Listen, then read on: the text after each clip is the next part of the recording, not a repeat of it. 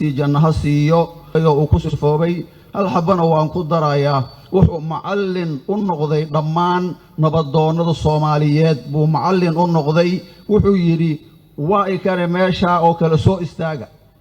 qaar badan way taagan yihiin qaar kalena way istaagi doonaan wuxuu ku sifoobay siduu nabiga yeeli jiray markuu cadow dareemo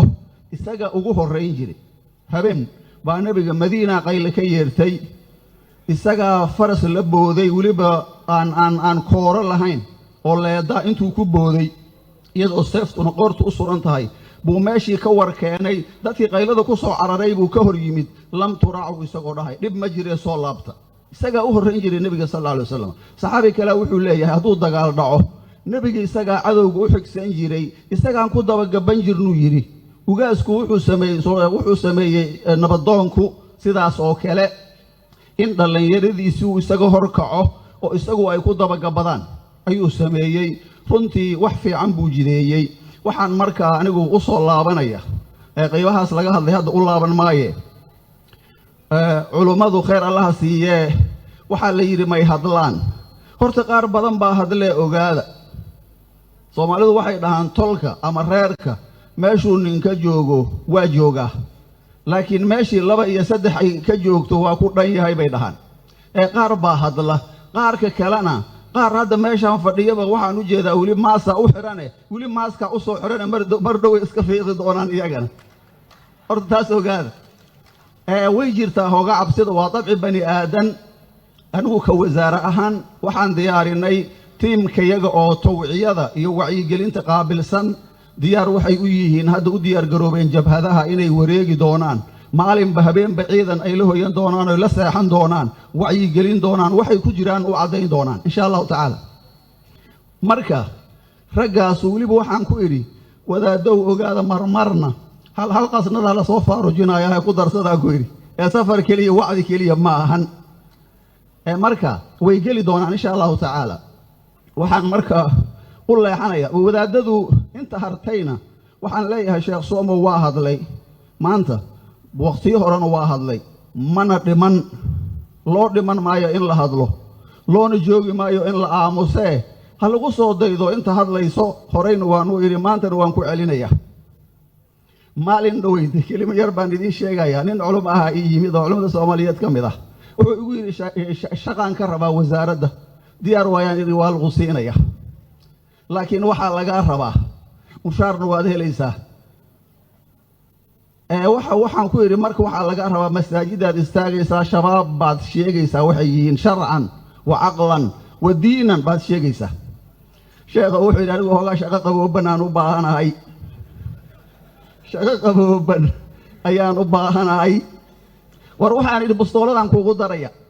waad guntiga gashato ma yaani shaqo qabooban aan u baahnaan lahaa wiiri laakiin kuwa badan oo ogol oo u diyaarsan ayaa noo yimid oo diyaara wayna shaqo galayaan insha Allah taala marka waxa dhamaanteena nagu waajiba shariicadeenu ay waajibinaysaa qofka la dulmiyay in loo gargaaro walaalayaal uma garanaysaan dulmi ka weyn qofku dilayo oo ceelka ka gubayo oo xoolaha ka qaadanaya oo caruurtaada qaadanaya oo wax uu ku reebay aan la arag ma dulman yahay qofka mise ma dulmana ما ظلميه سو ما ظلمنا أحاديث دور عن إذن شيء يا نبي وكوا جبيي قفك الظلمان إن لو جرجاره رنتي وحنو ما هذا علينا يا رئيس الوزراء أو تجي حيران مركو كعوان وكبلوا ذي مالين دويد مركو صفري هذا نصو مري دي رجلين وين ويان وأقوم هذا علينا يا كل وان اللي تجي دونا مركلان وأنا اسكميد ميلها كعوان ما جبلها يكبلوا ذي أردن in loo gargaaro laakiin nimanka hiiraan ilaahay ha ka dulqaado culayska iyagu culays gooni ah ku dhacay macallin umada way u noqdeen iyaga bilaabay iyagu nusro gooni ah iyo gargaar gooni ah ay u baahan yihiin uu sheegay ra'iisul wasaarahan saxaabi baa wuxuu yiri xadiis uu Bukhari warinayo amarna rasuulullah sallallahu alayhi wasallam bisab'in amar nabi weeye ogaadahay kayga ma nabiga ayaa wuxuu nafaray buu yiri 7 arrimood waxaa ka mid ahayd nusratul madluum waa xadiis sahih Bukhari ku qoran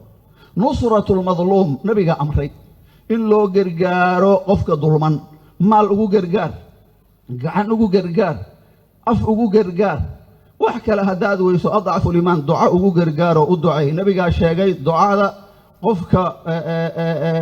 مقن مسلم كادو دعاء مستجابين أيتاي تنكله نبي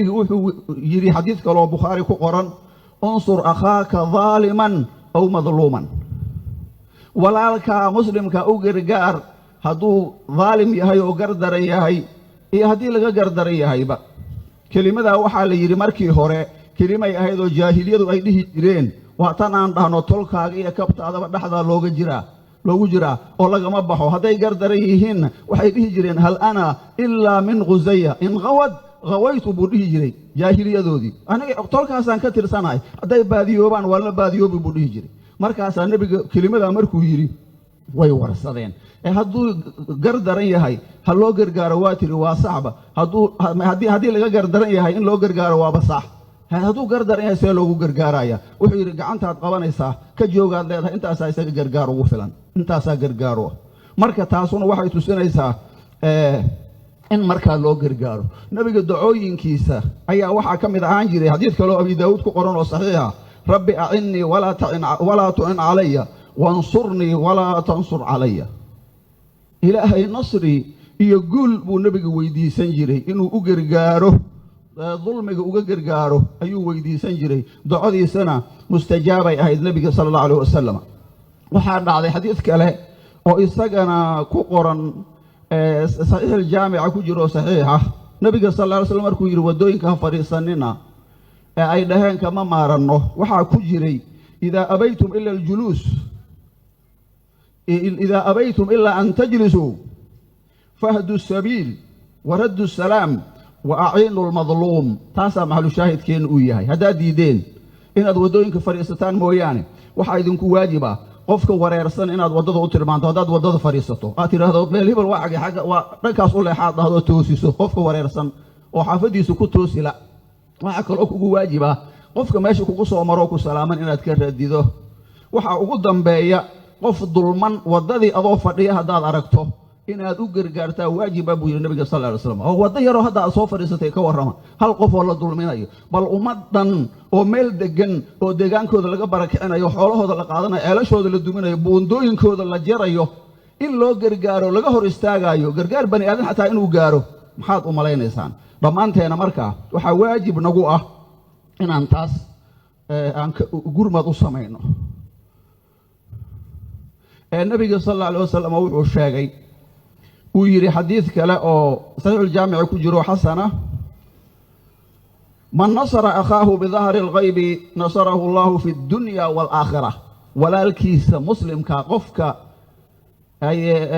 النصر يو أجرجارو سجوا كم مكان أنا هذه هيران ما جوجنا ما أنت واكم مكان هاي برتنا فردنا برتين أنا جو فردنا أيان أجرجاري كرنا كريمان أجرجاري كرنا جبان أجرجاري كرنا تلفون عندنا أجرجاري كرنا فلان أجرجاري كرنا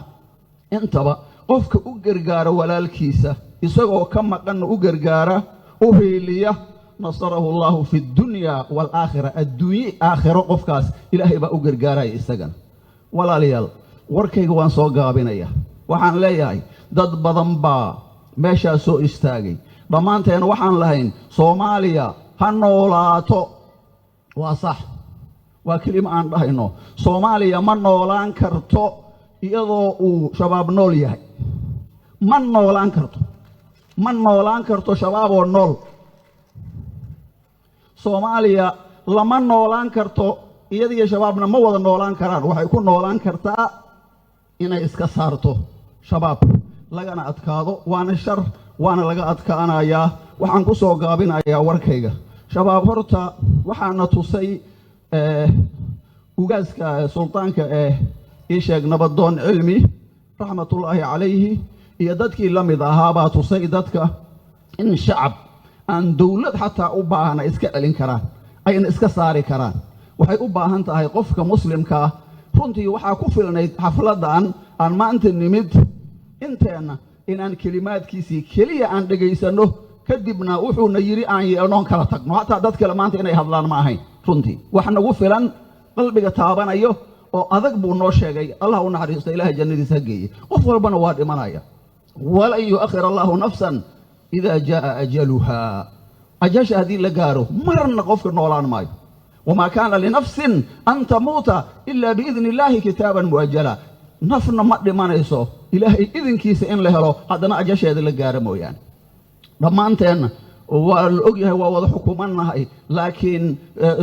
وحو شيء نبضونك لما أنتين وحو يريتن إلهي وانبكو حكومنا هاي ولا دمنا يابا كل نفس اتكبت بالي زمالي كل نفس ذائقة الموت